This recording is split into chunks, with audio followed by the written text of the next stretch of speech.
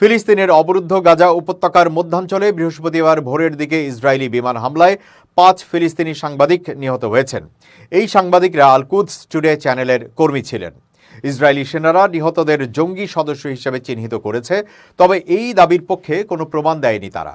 কাতার ভিত্তিক গণমাধ্যম আল জাজিরার এক প্রতিবেদন থেকে এই তথ্য জানা যায়। নিহত সাংবাদিকরা একটি ব্রডকাস্ট ভ্যানে ছিলেন, যেটি লক্ষ্য করে বিমান হামলা চালানো হয়।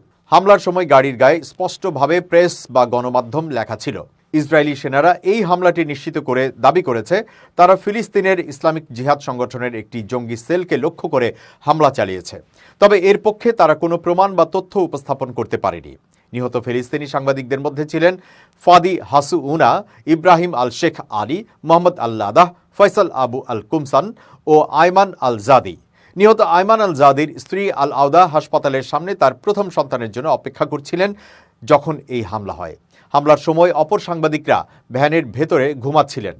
ইসরায়েলি বিমান বাহিনী ভোরের দিকে তাদের উপর আক্রমণ চালায়। হামলার একটি ভিডিওতে দেখা গেছে তাদের গাড়িতে আগুন ধরে গেছে এবং গাড়ির পাশে প্রেস লেখা ছিল সাদা রঙে। এই হামলায় বিশ্বব্যাপী সমালোচনা হয়েছে, বিশেষ করে সংবাদকর্মীদের বিরুদ্ধে এমন সহিংসতার প্রসঙ্গে।